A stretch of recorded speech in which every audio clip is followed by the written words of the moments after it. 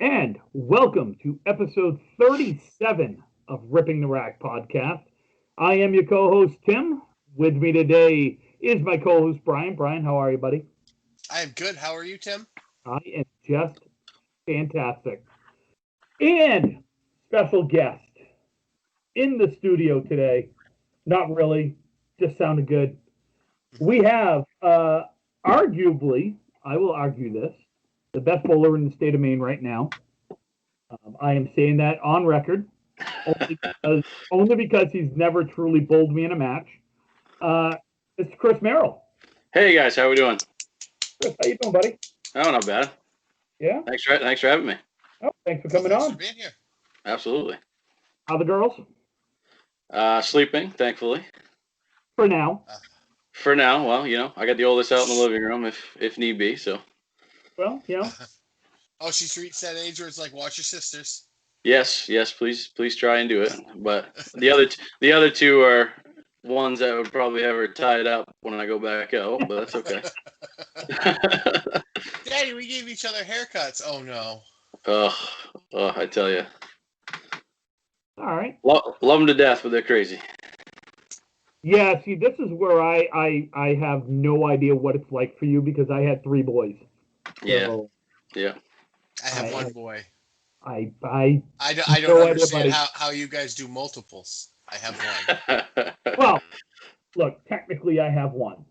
Well, the other two boys you love like they're your own, so. Absolutely, I do. Yeah. And I only have one that I know of. Maybe there's some out there. I don't Did you know. go on spring break? Is there a little Central American Timmy running around going, Buenos dias?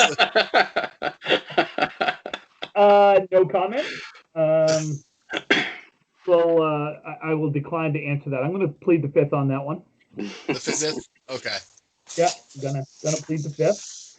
So we do have. We're going to jump right in because we've got an agenda today, jam-packed agenda on this January evening, which 19th. you'll be listening to this. Well, we're recording on the 18th. It'll be the 19th. And Yeah. after the 19th comes the 20th. And you know what's after the 20th? Anyone? New The president. 21st. Thank you, Brian. Thank you. I'm a little wound up right now. I apologize up front. I'm fucking tired. It's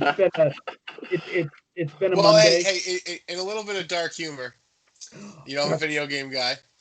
So, Capcom is releasing new Resident Evil news. And for those that don't know, Resident Evil is a video game about a biological virus that turns people into zombies. And they're releasing it on the 21st, on a Thursday, when typically they do all of their announcements on a Wednesday. But they said that January 20th could be a real survival horror for everybody. So we will wait a day. That is true. Little dark humor there. Little dark humor. Yes. So we do have some questions, which is great. Thank you to our listeners for sending questions in. We do appreciate that. So the first question comes from north of the border, from our friends in Canada, which we haven't seen in a year.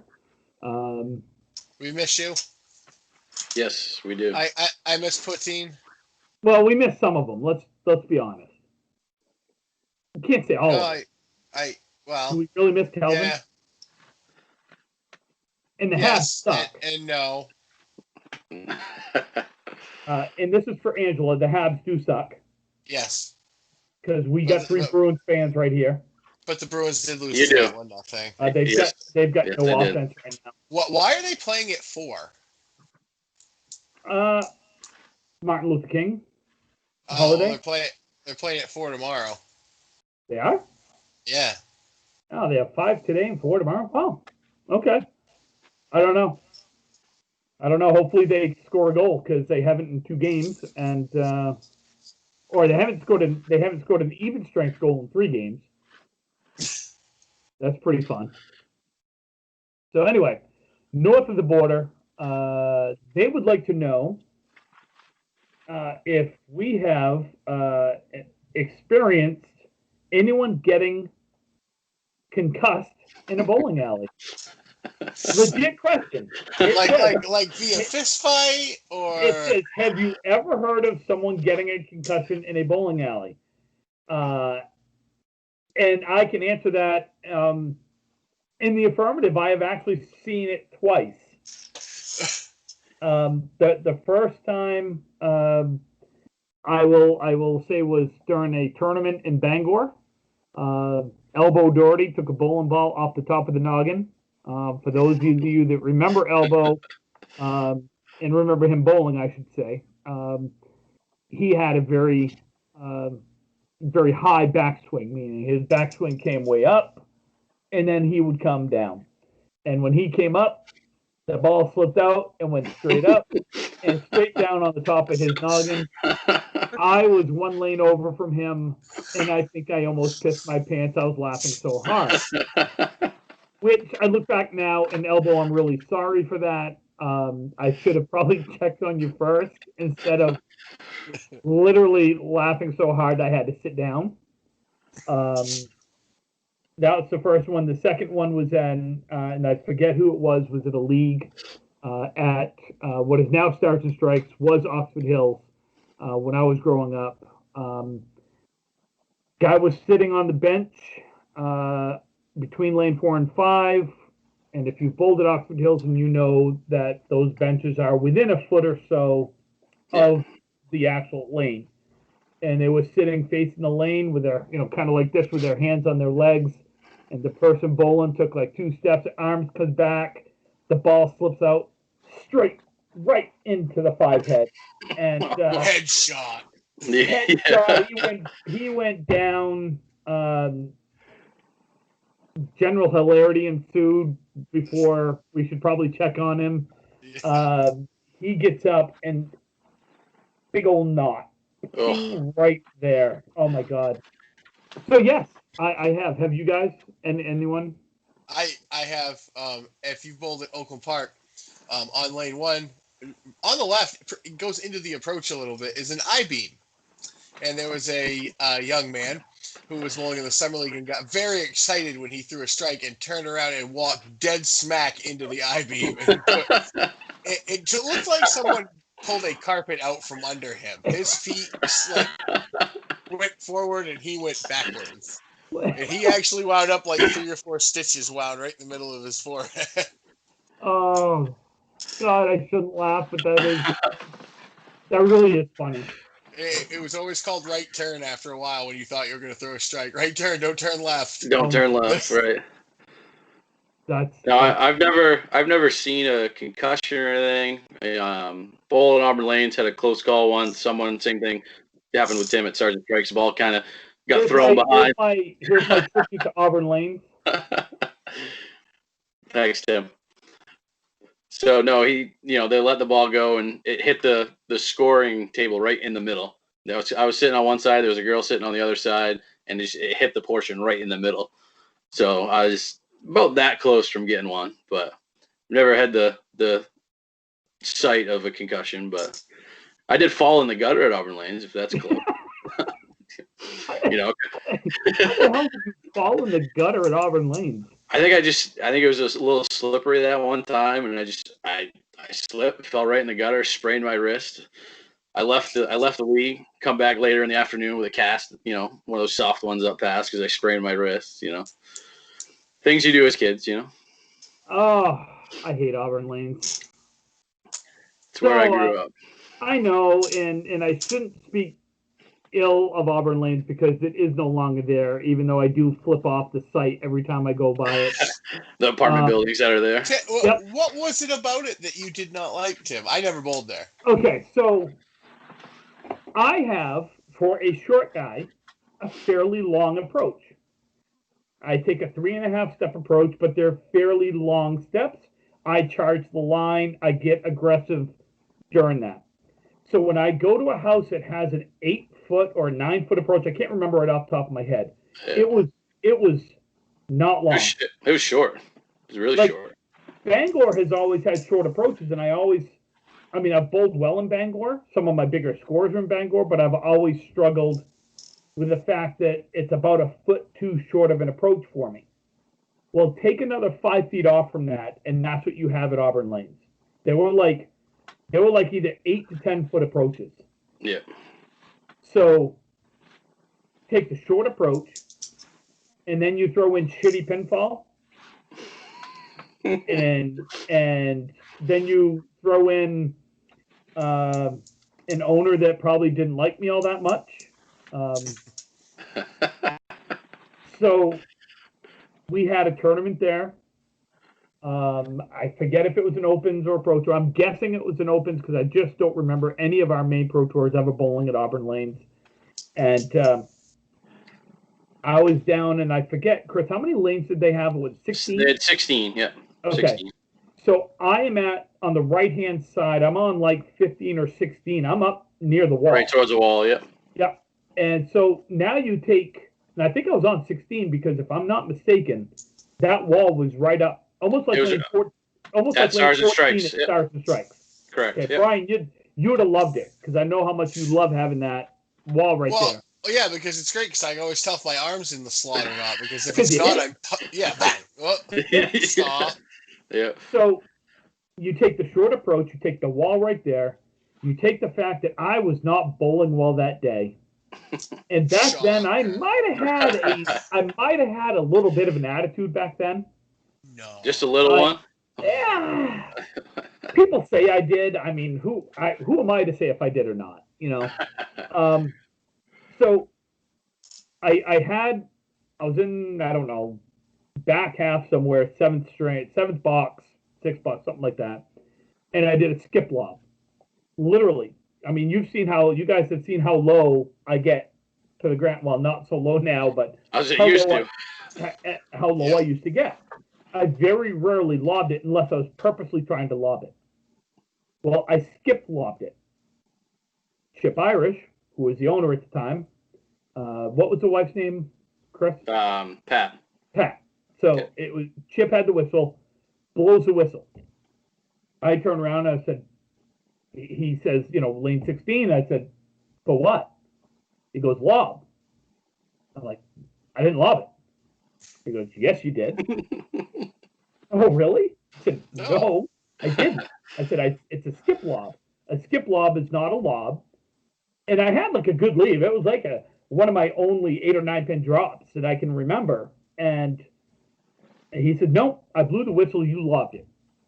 I said, nope, that was not a lob. Yes, it was. Don't argue with me. Okay.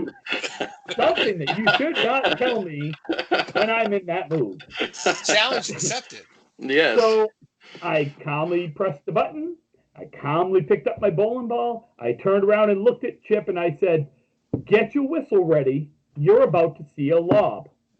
And I proceeded to launch one. Now they had, I don't know what you'd call them, hanging down from the masking unit. Banners type thing. Yeah, it was before the masking unit itself. Yeah. Like a scores board or something. Yes. Similar, yeah. So I proceeded to launch it just below that. Lands about a half to 3/4 of the way down the lane. Dead silence.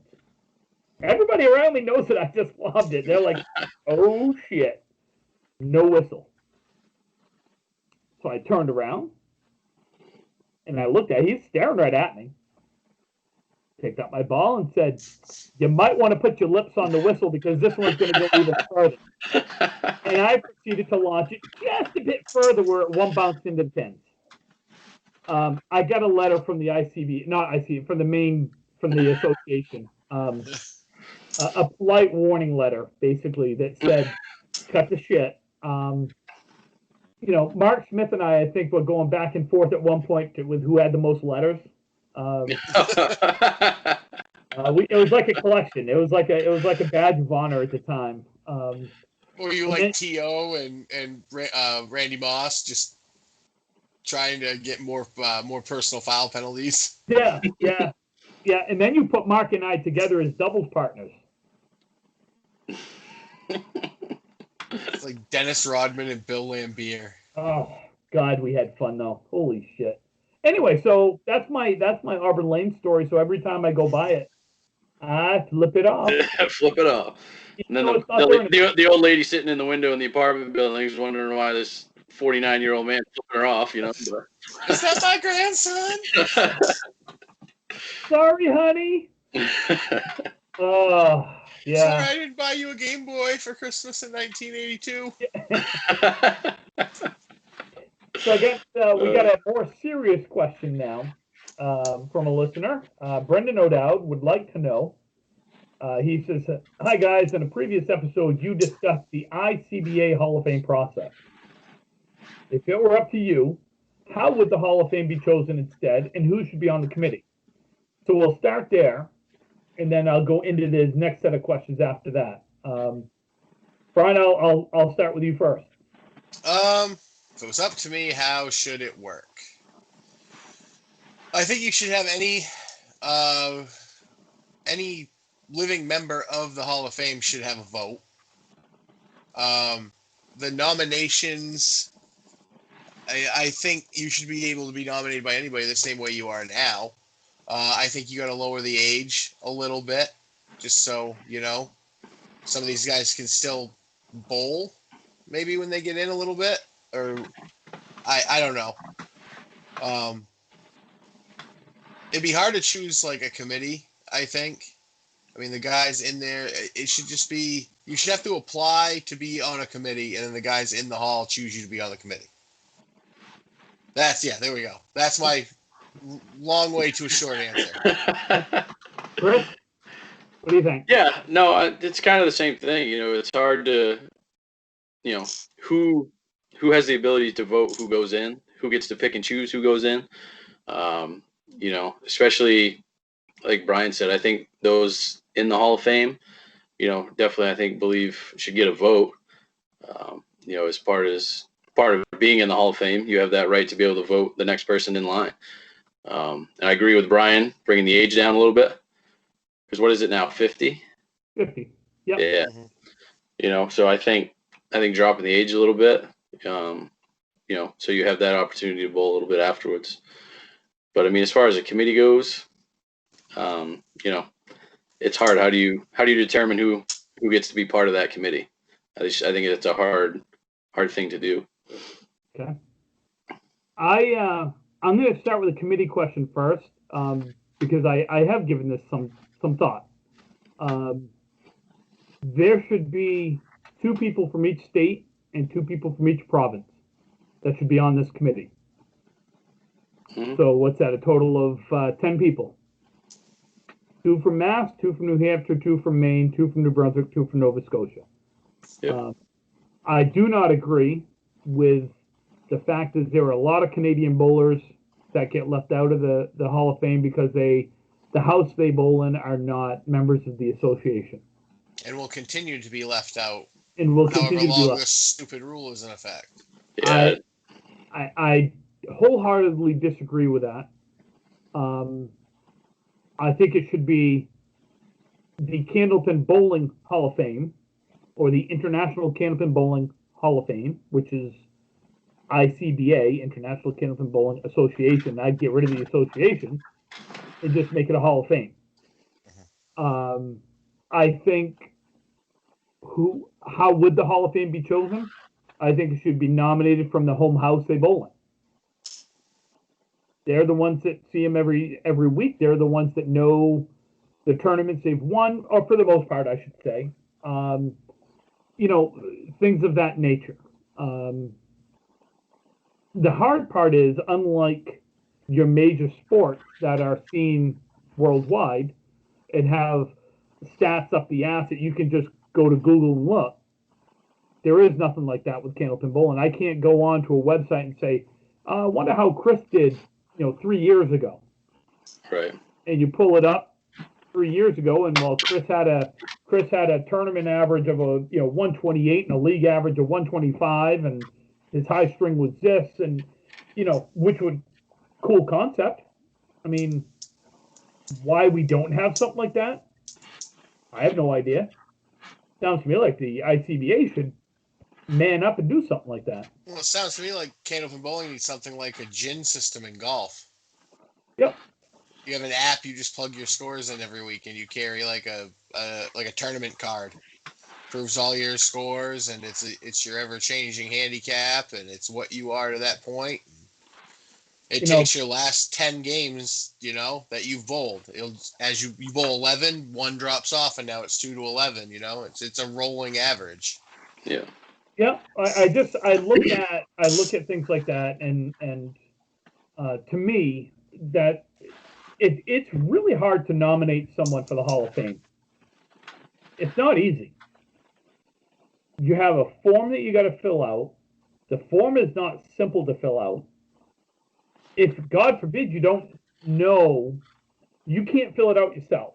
So, like, for example, Chris, let's say in 15 years, when you get up near 50 years old, 18 years, when you get up near 50 years old, okay, if you continue bowling and you have the career, the longevity, you can't nominate yourself and say, well, this is what I've done. Right. No, you've got to have me or Brian or someone else put it all together. That's a lot of work. And send it in for you. Right. Okay. So if you don't keep track of this stuff, and a lot of people don't, I didn't. The only reason I know some of my stuff is I found, I think, 3/4 of my plaques that have what I've won. I don't know everything I've won because I didn't keep track. I didn't think I was gonna have the career I had 20 years ago. And I certainly didn't think it was going to go as long as it has. So you take someone young like you, Chris, that's, really the last 5 or 6 years has been a fucking hell of a bowler. If you kept that up, if you don't keep track of this shit, you don't get into the Hall of Fame when you potentially deserve to do it. Right. No, I mean, and where I am right now, I haven't kept track of much of anything. Even these last 3 or 4 years, stretch I've had. I'm telling you right now. To do it. Seriously. Yeah, no, absolutely. Start keeping track. At least you have a few years where you can kind of go back in your head and say, okay, I know I did this. I know I did this. Yeah. I know I've done that. And seriously, start keeping track. So won an elimination title. Sorry, Tim. Oh, where's that delete button? No, but you. Yeah, but Chris, you won it when you didn't have to bowl me. You're right. You're absolutely right. It's a tainted title. You had high average at the Worlds in 2019. Yep. Correct? I did. So that's if you have that book, you should keep that book. Yeah. From that year's Worlds. These are the things that. So how would it be chosen? I mean, look, you've got to have a way to verify these things. If Rusty still owns a bowling alley 18 years from now and they want to put you in, they've got to be able to verify it some way, somehow. Right. Which is why I wish we had this database of something where you could put all this in. Because again, I can go to baseballreference.com. All three of us are baseball fans. I would pretty much guarantee that all three of us at one point or another has gone on to baseballreference.com and seen, this guy batted .482 with runners in scoring position in a night game on a day ending in Y with a left-handed pitcher in the third moon of a trimester. I mean, the first time I remember seeing that was I looked up Billy Travers after I met him at the Worlds one year to see him as a pitcher. He was good. Yeah. He was good. His all-star ring was huge. Yep. So there is that. And then the second part of this, it's a more general question. Chris, I'm going to start with you. What makes someone a Hall of Famer in your eyes? And it's a two-part, so don't answer that just yet. Okay. So what makes a Hall of Famer in your eyes, and what sort of metrics are you going to use kind of for the next generation who don't have the TV shows, or like in Massachusetts' case, they don't even have state tournaments anymore? Yeah. So two-part question. What makes a Hall of Famer in your eyes? I think longevity. I mean, you've got to be around the game for a while, be part of the game. Even if you're someone that just promotes the game, someone that's been around, someone that's bold. You know, obviously winning tournaments, you know, stuff like that, being successful that way.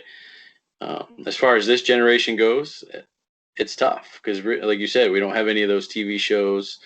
Massachusetts doesn't have state tournaments, you know. So where do you start with those guys? And I think as far as it goes, it's winning tournaments, world titles, and things like that. Because it's tough with this generation to have some type of portfolio, I guess as you would call it, of what you've done, and it's for this generation not easy to have all that ready and available. Because I mean, those guys were bowling TV shows every weekend back then. You know, Pro Series events every weekend, you know, or, you know, whatever they did. So you had more opportunities to showcase yourself. Whereas now with our generation, you're not really promoting yourself as much. You're bowling your leagues, you're bowling your state tournaments, and then you get your 1 year or 1 week a year at Worlds, kind of showcase yourself there. Because I mean, I guarantee you, not very many people knew who I was 3 or 4 years ago, you know, and just started bowling and, you know, kind of got myself out that way. Because I mean, my first Worlds was 2014, so I mean, I really haven't been doing it. Yeah, 2014 was my first Worlds. So Seriously? hasn't been that long. Yeah, 2014. God damn, you're young. Okay, Brian, how about you? As Chris said, longevity is a big one. Doing, you know, consistent top tier performance year after year for an extended period of time, being in the top, you know, 5% of the group of, you know, that you're bowling with, just constantly. You want to be the guy that a Hall of Famer to me is the guy that walks in and all of a sudden he's 2 pins better than everybody because they know he's there. You know, that type of bowler. But this generation, it's going to be tough, you know, Chris and I's generation, because there's not a lot of tape on us for people to watch, and we don't have as much to bowl with, or to bowl, you know, in. We have a few tournaments here and there, and then, like he said, the Can-Am and the Worlds and the Mixed Worlds. Those are the three showcases, as you will, in bowling. And I think the future going forward is going to be really good because of this social media and recording the game. And, you know, the Friday Night Pro League stuff's usually on Facebook every week. Those videos don't go away. Nothing on the internet ever totally disappears forever. So, you know, people are at least taking the time, even if it is just Facebook Live. You know what? Somebody throws a 200 on one of those, that all of a sudden is a part of our sports history. And someone recorded it just because we all like to watch bowling. Right. Yeah. So I think that is a good thing. If social media does one good thing, it's that. I will agree with both of you. It's longevity has to play a part. You know, we all know people that have been truly successful in the game of candlepin bowling for 2 or 3 years, and then you don't hear from them again, or they turn to other things, or they only bowl a league now and they just don't care anymore. You know, to me, that's no different than like the Baseball Hall of Fame. You watch the Baseball Hall of Fame, you watch the induction ceremonies, most of the people that are inducted into that had a very long career and were very successful over a long period of time. So I would agree that longevity and having a successful longevity matters. You know, you take someone, you know, you take like a Russ Neely, and we all know Russ. We all, you know, I watched Russ bowl in his prime where you guys really didn't get that opportunity. But Russ was successful in the 70s. Russ was successful in the 80s. He was successful in the 90s, and he was successful into the 2000s. You know, he had a 30-plus year run. Charlie Milan was 50 years. Craig Holbrook has been 30 years. These guys, that to me is a Hall of Famer. I struggle with someone and I'll be honest, I am nominating my sister for the Hall of Fame. And the only reason I struggle with that is because she quit at a young age.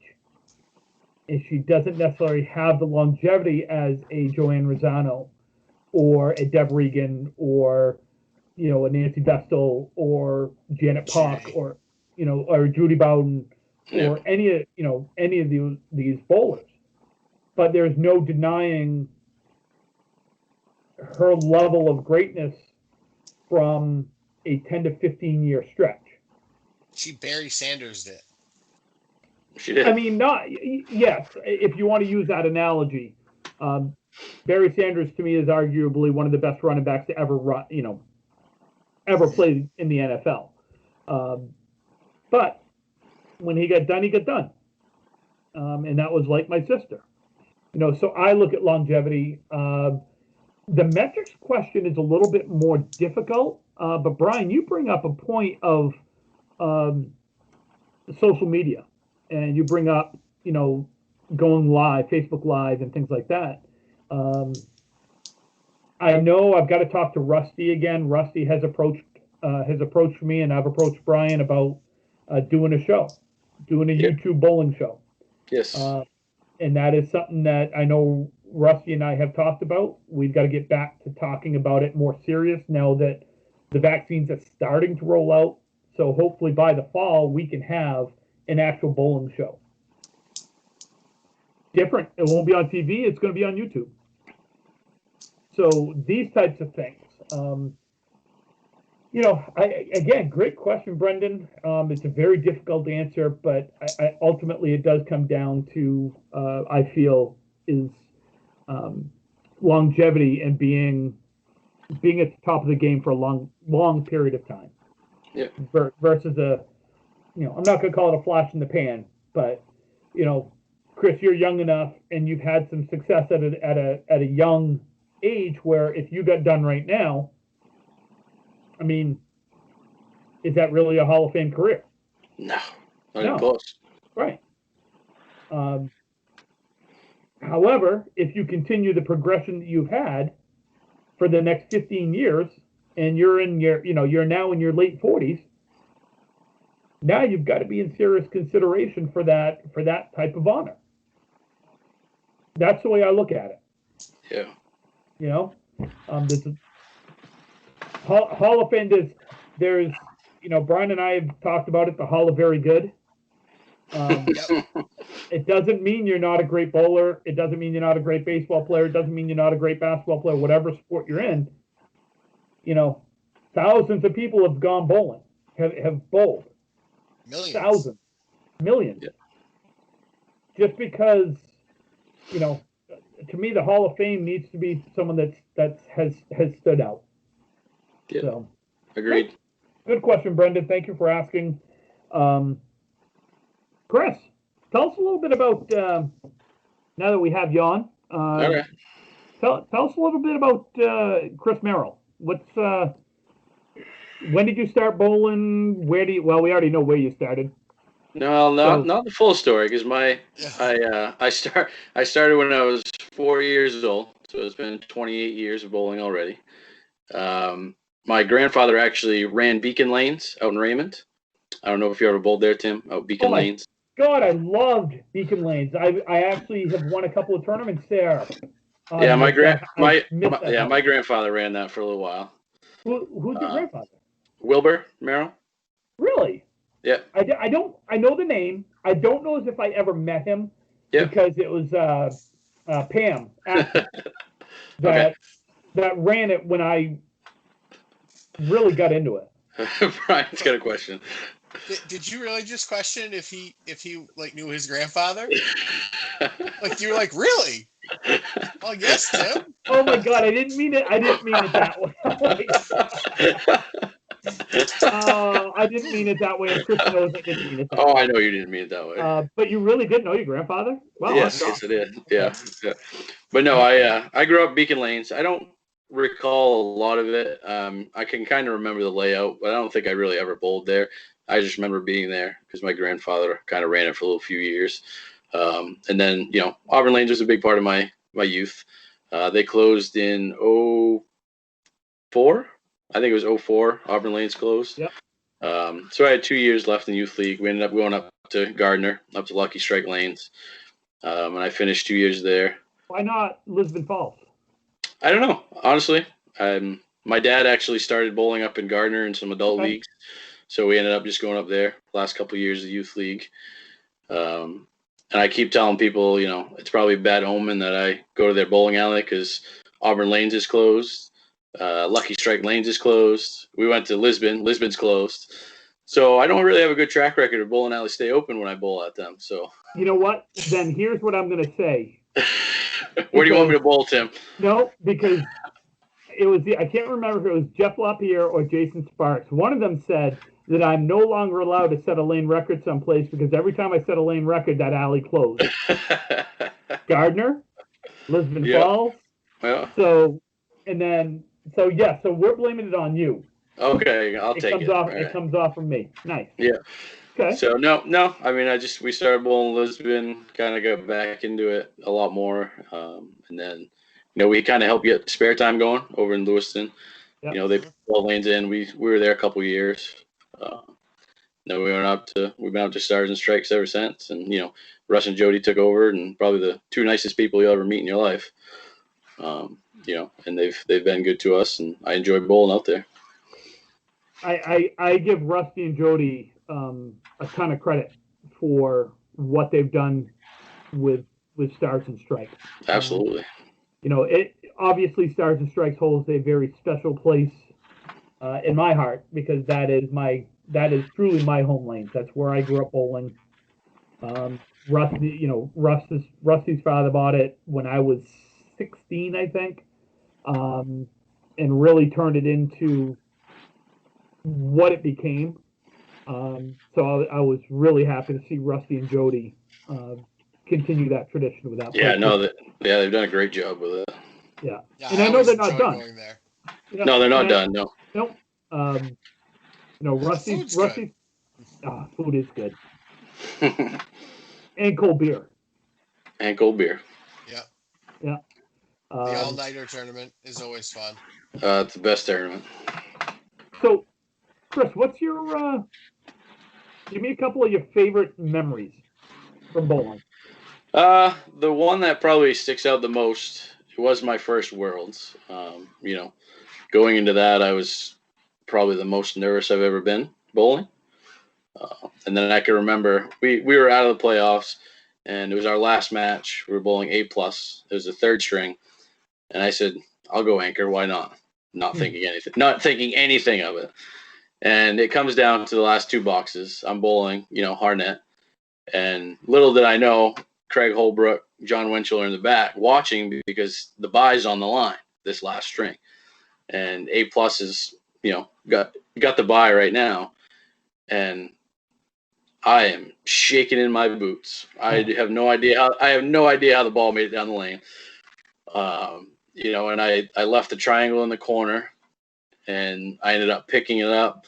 I think I loaded it with like a 6, and that gave Maria's the bye and knocked A+ out of the bye. And I still to this day have no idea how I picked the triangle or kept the fill ball on the lane. That's probably my first memory of Worlds was that, and I'm like, I have no idea how I just did that. It's a fun feeling, though. Yeah, after I stopped shaking, yeah. No, I'll tell you, Brian and I have had this conversation many times in the truck on the way to tournaments and stuff about adrenaline and that feeling of a ball being this light, just a 2 pound 7 ounce ball, 2 pound 6 ounce ball, and yet it feels like it's about a pound. And right. Oh yeah. You know what though? I would rather need to throw a strike to win than have to get one pin to win. Because then you get that one pin, you're like, oh, I just gotta keep it on the lane. You know what? I'm just gonna get it on and all of a sudden you throw it in the corner and you might get one or you didn't. I'll argue that one. I'll take my chances of having to keep it on the lane for a pin versus having to throw a strike. Call me crazy, but if you sat back and said, "Hey Tim, one pin to win," I just threw the mark to tie. Mark to tie, one pin to whatever. I will take my chances that I'm going to keep it somewhere between the 10 pin and the 7 pin. I would too if I threw 4-7 pocket strike to win the Worlds. I don't care, dude. I literally, that's the best ball I have ever thrown in my life. Best feeling ball you have ever thrown. It's the best ball, dude. It went for a strike. It doesn't matter how they fall. The goal of the bowler is to knock all the pins down. I knocked all the pins down with one ball to seal the win. Yay me. What else, Chris? What other kind of memories do you have? A lot of it's just been recent, like high average at the Worlds. Never in a million years, would have thought that. I can remember sitting in the hotel room the night before the Friday and, Thursday night, and I was looking at it, and I think I was sitting in 9th place. And I can remember I talked to Aaron that night, and I looked at her, I said, I'm going to go give it a shot. What the hell? What do I got to lose? And I think I went over 400 in both matches on Friday, and, ended up finishing with a high average. And like I said, I would have never in a million years thought I'd finish with a high average at the Worlds. See, I wasn't on your team then because I got kicked off the team that year. So yeah. What Tim said. Yeah. I'll take the tag team. It's all right. Yeah, I'm just to let you know, I was rooting for Cole because I was kicked off. Yes, I'm sure you were. Yeah. What's your Chris? Hey, you don't have a 200 string yet, do you? No, highest is 195. Where'd you get that? 1710. I bowled a league up there, up in Augusta. Okay. I bowled a league. I started off triple strike, spare, strike to start the half. So I think I ended up it was 117, I think, at the half. And then I went spare in the 6th, spare in the 7th, and good old 7 box in the 8th, and then spare in the 9th, spare in the 10th, at 195. So I only bring this up because you actually that's really cool that you went triple open strike. So I know you can't really see that, but can you see that went triple open strike as well? But I didn't go open. I had a spare in the 4th, so that makes it even worse. No, you said you went triple open strike. Oh, I went triple, spare, strike. Oh, well, fuck that then. I can't show you these because I suck. But no, I think I got a 195, I think at 192. I think I got 2 190s. Okay. No 200s yet. Did you have a chance at 200 with that 195? I did until I had the 7 box. I had the 7 box in the 8th frame. Okay. And then I went spare 8, spare 9 fill or something for 195. Okay. Brian, what's your 180, 190? 188. 188. Yeah. And I had a junk front half because I threw a 4-bagger to open the back half. That was at Oakland Park? No, that was in Bangor. Oh. I've only ever thrown 3 4-baggers, and they were all in the span of 8 weeks in 3 different bowling alleys. I threw one in Bangor, I threw one in Old Town, I threw one in Oakland Park. Oh, that's fun. I've thrown 2 4-baggers and never had a chance to throw a 5th because they were always at the end of the string. Yeah. I do not have a 5-bagger, and I only have 4 4-baggers. People I don't throw a lot of strikes, and people laugh at me when I say that, but I really don't. I'm not I just typically don't. And I was bowling against you in the once a month league when you set the lane record at 1710. 1710, yeah. For 3 strings. What'd you go, 480 something? 487. Yeah. That ass beating hurt a little bit.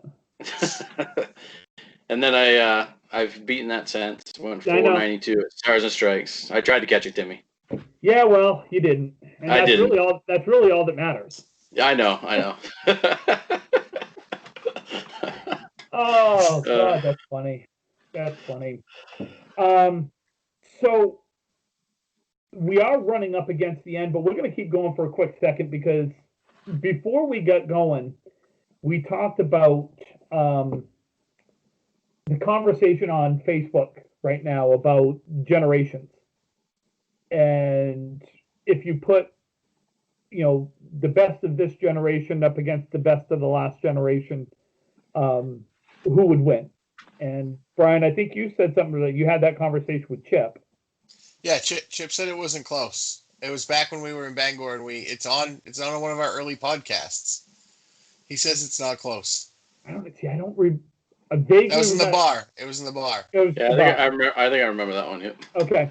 Yeah. So let's kind of think about this real quick.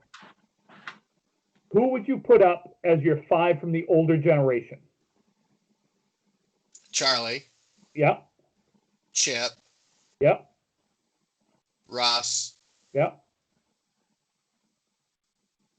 AJ, yeah. You. Timmy. So you're gonna make me old. So you're gonna put me with the older guys. Well, you'll be 50 this year. I know I'm old. Be over the hill.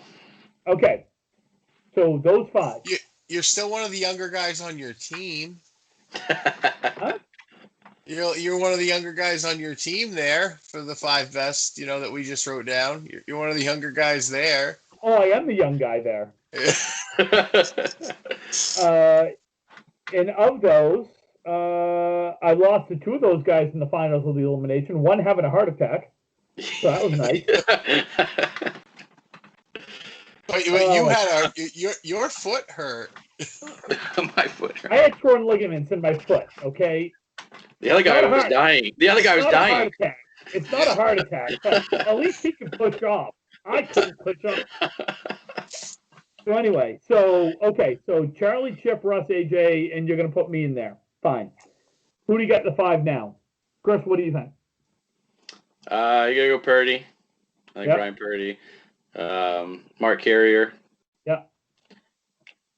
I know we say Evan lives in Massachusetts now, but you probably got to go Evan. We'll put Evan in Maine. I guess you got to put myself in there. I guess. And who's the 5th? Oh, I don't Cole. know. Because we're talking right now. Yeah. I would say Cole. He's probably top 3 bowler right now. Easy. Okay. So just for the record, we have Morrison out of this only because he's not bowling currently. Correct. And he's 10 years younger than me. Okay. Yeah. And we don't have Nate in here, but he's not bowling at all and hasn't for years. So those 5 guys, the generation before, against this 5 now, when those 5 are in their prime, I know where I'm going. Honestly, I mean, I'm in that younger group, but I still say we get beat by 50 or 60. Honestly, I really do. I mean, watching just videos of some of these guys bowl, I mean, it was 135, 140 on a consistent basis. I can come out and say that. We probably get beat by 50 or 60. I think. Chip said 200. I don't think. Chip's a bit much. Yeah, Chip's a bit. I think Chip's wrong. Yeah. I think it all depends on how the first string goes. If it's close, I think they're slowly the older generation is just going to pull and just they're going to widen the gap because the young generation is going to get frustrated chasing. I just know how our generation thinks you get frustrated quickly when you start punching or you don't get breaks. I think that the thing that is going to make the older generation the better single pin pickers. I mean, Charlie has a 1429 at Oakland Park, and they said he left 3 pins on the plate and 10 strings. Wow. Yeah. And I'll tell you, everything was 9 and 10s and spares. That was absolutely 100% ingrained in me by Russ.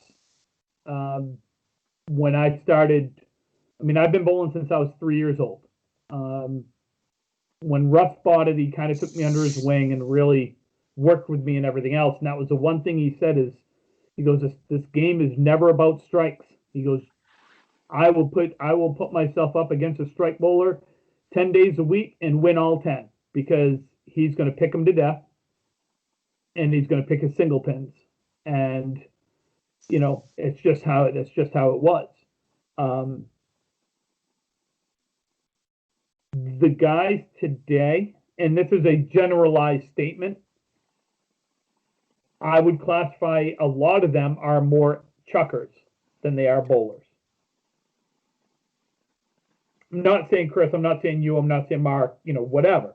Right. No, but it truly is the big difference between years past and now, in my humble opinion. Is that a product of guys bowling 50, 60 strings a week to now we bowl maybe 6 strings a week if we bowl 2 leagues? And, there's a tournament, we get to bowl 10 extra strings. Like, get guys made more single pins and stuff because they bowled a lot more. No, probably. No, I think you're right. Absolutely. Probably. Yeah. There was more to bowl for back then, too. The prize money was a hell of a lot bigger. Bowling alleys took less in lineage, so you could put more money into the prize fund because the prize money was bigger. It was a local event. I can remember Rockland Family Bowling Center when we'd have a marathon. People who didn't even really bowl, like they may bowl a league, would show up all day. That was their entertainment for the Saturday. They were going to watch the pro bowlers come in and bowl the marathon. It was like a soccer match. It was awesome. Yeah. You don't have that anymore. I've said it before. My first year bowling in the Maine Pro Tour, 1991, I think it was 1 or 2, somewhere in that range. There were 105 guys from Maine bowling in it. The first year I won Pro Bowler of the Year, there were 80 guys. Now, if we tried to put a pro tour together, we might get 20, 15, 20, absolutely. Yeah, because honestly, you're gonna get those bowlers that don't think that they can compete with Chris or Mark or Cole or something like that, and they won't show up. Back then, they'd show up because they could be like, well, if I don't win, if I come in 5th, I still make a couple $100. Yeah. Well, I think Steve Reno been posting a bunch of stuff on Facebook, and you finished 10th place. You're still making $100. Yep. You finished 10th. Yep. Now when we won the state this year? What did we get? The singles? $235, $250. Yeah, 235, 250, somewhere in there. Somewhere in that range. Yeah. When I won a Pro Tour event, I got $750. Wow. That was worth it to bowl. The year I won the Pioneer 2 Men's League in Augusta, the Thursday night men's league it was amazing. 2004, 2005, I left the banquet that night, and I left with $650 for winning the league. And I was a freshman in college, so to me that was like, this is amazing. Yep. My whole month is set, and about 10 days later I was broke. But oh well. College life. It's I don't know. I'll tell you right now though, Chris, I would have loved to see you be able to bowl against AJ. Yeah. Russ, Chip. Chip in his prime. Right. Hell, I'll even say me in my prime. I would love to see me against you. It'd still be a fun match. Oh, absolutely, yeah. It really would be a fun match. I would always put my money on me just because that's. Well, you have to. But the smart money right now would be put the money on you. And I say that because I am smart and I know my limitations. So, but I'd still beat you. That's okay. Hey, There Whenever it you're is. whenever you're ready. Whenever you're ready, buddy. Whenever you're ready. Well, I don't want to bowl it the old style where we just bowl 10 strings in a row because Tim will die. I will die. I am too old. But I'd be happy to bowl you. All right, no, we'll do it Easter Classic style. You got to bowl 10 and then eat a ham dinner and then bowl the next 10. No. No. No, but I would bowl, Chris. I would absolutely bowl 1-on-1 against you in a match, 5 or 10 strings. Absolutely 100%. Oh, we'd have a good time with it. Whenever you want to do it, we'll do it. We'll meet halfway. We'll do it in Augusta. We'll do it. Hell, we'll do it at Stars Strikes. No, I figured we'd bring back Auburn Lanes. Maybe we can do it there. 10 strings at Auburn Lanes, and then Neutral 10 strings house. at a place I want. Hey, neutral house, Freiburg. No, I've bowled there once. I have bowled there several times. I have a state title there. I should be happy with that place. Timmy finished third one year in the States at 11:56. Go Tim. Anyway, we gotta wrap it up. Yep. Chris, thank you. This has been fun. No, I appreciate it. Thank you guys for having me. It's been fun. Appreciate having you on. We will have you on again at some point, and when we get a chance, Brian and I will talk to Rusty. We'll start working on that bowling show. Yeah, absolutely. Maybe the three of us can do some type of tag team announcing, some type. I don't know. Yeah, I mean, Russ has mentioned it to me before. We've definitely talked about it down this way already. So. Yeah. Cool. That works for me. People, thank you for listening. We appreciate it as usual. Find us on Facebook. Questions, please send us your questions. rippingtherack.podcast@gmail.com. Ripping the Rack Podcast on Facebook. Find us on YouTube at Ripping the Rack Podcast. You can find us on Twitter at Ripping the Rack Podcast. Brian, where else can they find us? Well, Tim, they can find us on Spotify, Anchor, Breaker, iHeartRadio, iTunes, and wherever else you consume your podcast media. Guys, really appreciate it. This was fun. Have a great week. Take care, guys. Stay safe.